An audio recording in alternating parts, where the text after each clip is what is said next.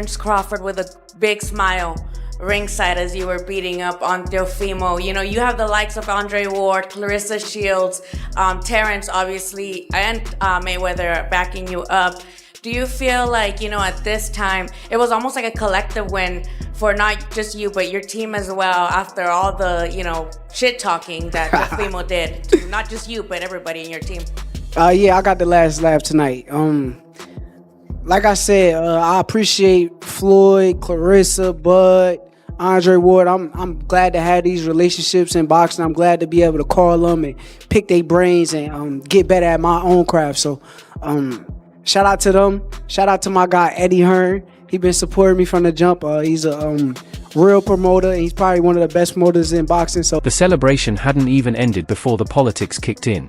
Just hours after Shakur Stevenson delivered a masterclass performance, dismantling Teofimo Lopez and claiming the WBO super lightweight title, the World Boxing Council decided to crash the party. They didn't send congratulations or propose a unification bout.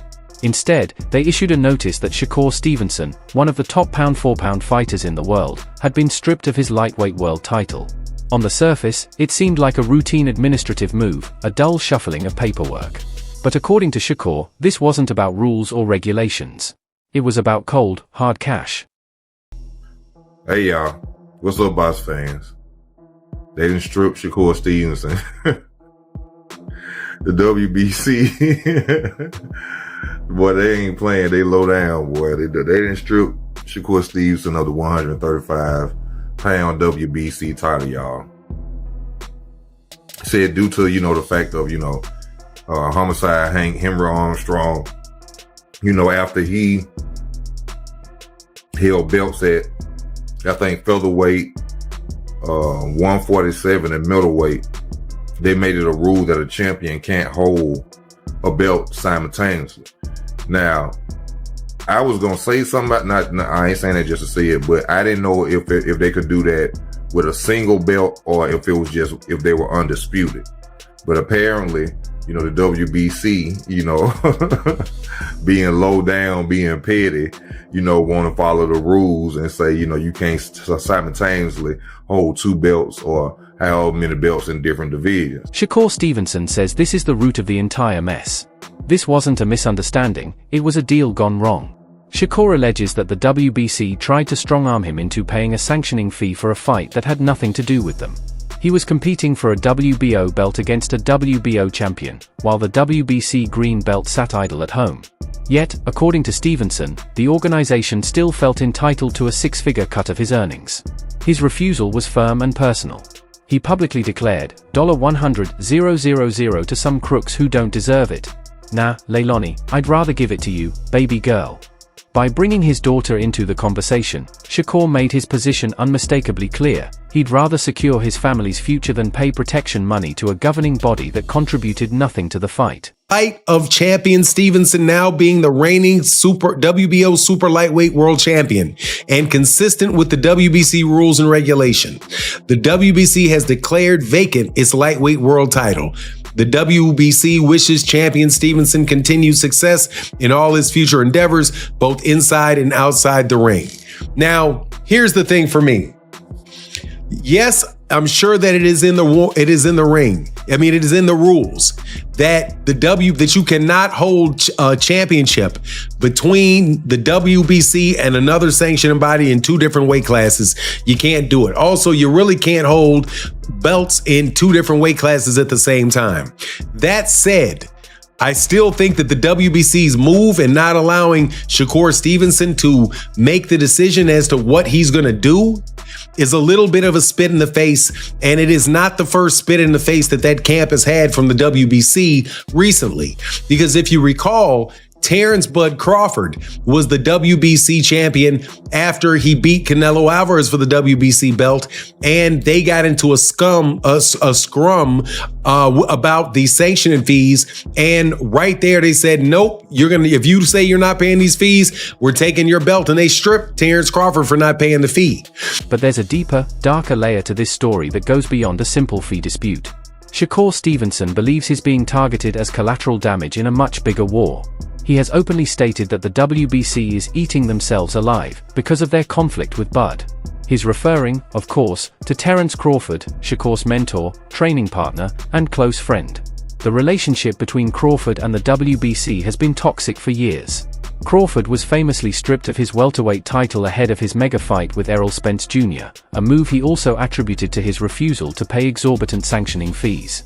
Right here, this is the WBC championship. They could have given people an opportunity to hold that belt. For example, they could have had an opportunity for him to hold that belt and given him an opportunity to say what he was going to do, as far as staying at 140 or 135. That said, Shakur Stevenson has been saying that he wanted to move back down to 135 after he won the 140-pound title. He said he was planning on staying, made public statements that he was going to be staying at the weight class, but it is what it is now that he's been stripped. So, the options just got a lot more thin from Shakur. So he's going to have to hold on to that WBO belt at 140 pounds and start doing work with guys in the 140 pound. The WBC has a long history of clashing with fighters who refuse to play by their rules. Shakur Stevenson believes he inherited this grudge the moment he aligned himself with Crawford. It's no secret that sanctioning bodies can be petty. When a fighter openly criticizes them or refuses to pay the fees that keep their operations running, that fighter often finds themselves sliding down the rankings or losing their belt altogether. Shakur's outburst, "Because you'll got beef with Bud, so come at me for it," suggests the organization is sending a warning to the entire Crawford camp. Essentially, they're saying that if you don't pay up, you don't get to call yourself a WBC champion, no matter how dominant you are inside the ring. See, Mauricio, got a lot to say about me not paying him $300,000 plus another $100K something for sanction fees, right? They ain't gonna tell me I ain't even apologize. Like, who the f you think I am? Boy, you better slap yourself and paying your ass. You talking about pay you $300,000? What makes you so better than any of the other sanctioned bodies? Huh? Answer that question.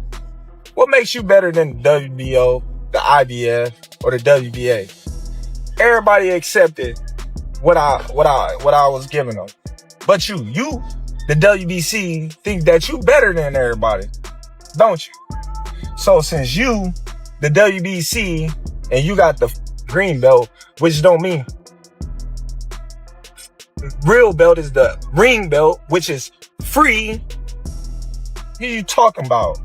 You want me to pay you more than the other sanctioned bodies because you feel like you better than them. How in the world all the sanctioned bodies agreed to the same amount, but you sit your ass up there and say that I need to apologize to you? This brings us to a key realization about modern boxing.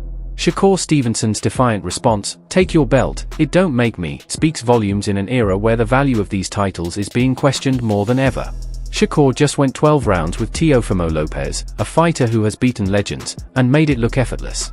He claimed nearly every round on the scorecards, solidifying his status as a generational talent. Does he really need a green leather strap to prove he's the best lightweight in the world? A belt is meant to signify a champion, but when the organization strips the division's true best over a fee dispute, the belt loses all meaning.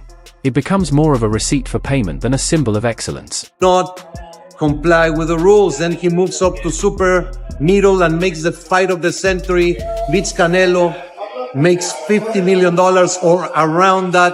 The WBC absolutely is not going to charge 3% of such an amount. We made a very clear 0.6%, which is $300,000, with $225,000 going to the Jose Sulaiman Boxers Fund, which is to help former fighters in need. And it is just regrettable. Not even a thank you or I'm sorry, taking a different route. No response. I wish him the best. But this is not The WBC is huge, it's great, it's about greatness, and I'm relieved, to tell you the truth. The irony here is hard to miss. The WBC claims to protect the integrity of boxing, yet their actions often seem to actively undermine the sport's biggest stars. By stripping Shakur Stevenson, they've created a vacuum at lightweight. Now, two lesser-known fighters will likely compete for the vacant title, and the winner will be paraded as the world champion. But everyone in the boxing world knows the truth. The real champion didn't lose the belt in the ring, he lost it because he refused to write a check. This move devalues the title and confuses casual fans who just want to see the best fight the best. Shakur Stevenson made it abundantly clear that he's a 135-pounder. He's going up in weight just for situational fights. He just defeated two-division world champion, former unified lightweight, and now former WBO junior welterweight superstar Teofimo Lopez in dominating fashion. He's now 22 wins, 2 losses, no draws, 13 wins by way of knockout. After a beautiful performance, a dominating performance, the WBC, in a rush to do nothing,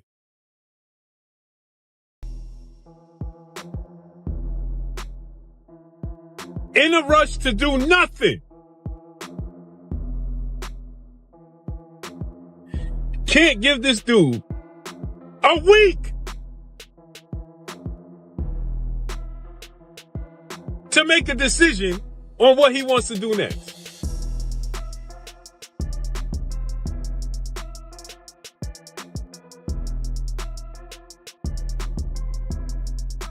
This dude, Shakur, has told the world, I'm a 135-pounder. I plan on competing at 135 unless there's a situation that presents itself. You got Lamont Roach, who you elevated to the number 2 fighter in the WBC at 135. Right?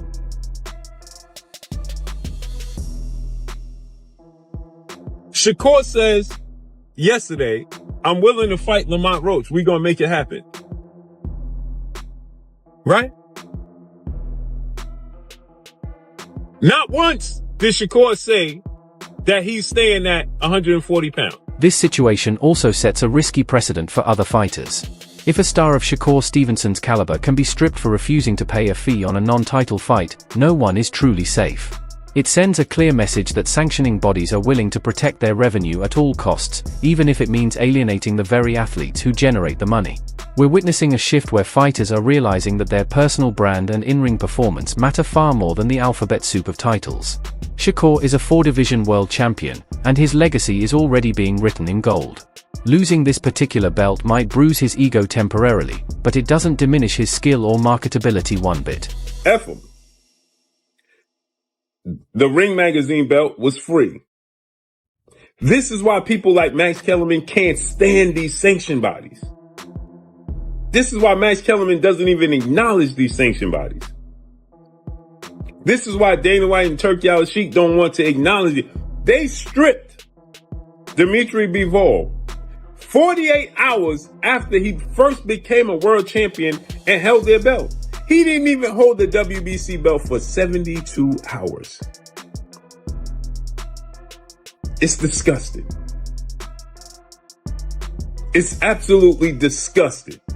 So you got paid from Sabril Matias, Dalton Smith, Isaac Cruz, Shakur Stevenson for defending his title against Williams Zepeda.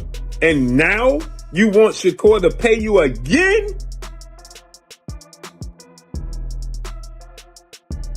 For a fight you have absolutely nothing to do with. This is the WBO, World Boxing Organization. Has nothing to do with the IBF, WBA, or WBC. And the WBC greedy self wanted Shakur Stevenson to pay $100,000 to them for what? Their belt wasn't in the ring. Disgusting. I can't wait to Turki Al-Sheikh, His Excellency, Dana White, TKO. So everybody complaining about, oh, the Muhammad Ali Act and Dana White coming in. Look at the nasty work that, man, I'm done, man. I gotta go. So, where does Shakur Stevenson go from here? He's now effectively at odds with one of the most powerful organizations in boxing.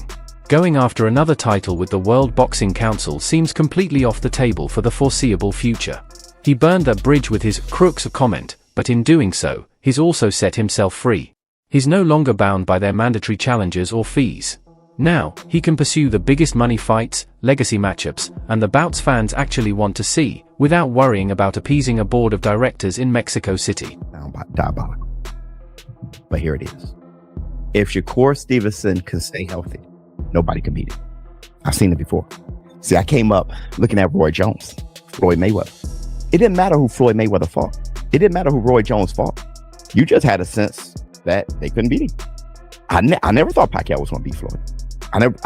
Floyd is just, he was just too damn good. And after that Teofimo Lopez fight, I said, I've seen this before. Nobody's going to beat him.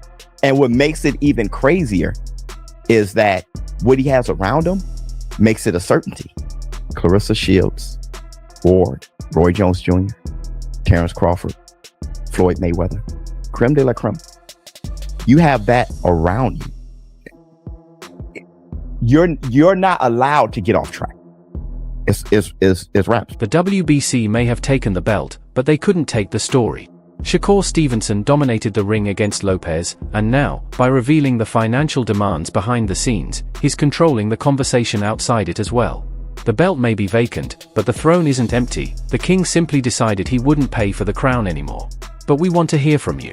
What's your take on the shocking news of the WBC stripping Shakur Stevenson of his belt? Share your thoughts in the comments. That's all for today's video. If you enjoyed it, don't forget to leave a like, subscribe, and hit the bell icon so you never miss our upcoming content. And make sure to drop your opinions in the comments below. Stay tuned, and we'll see you in the next one.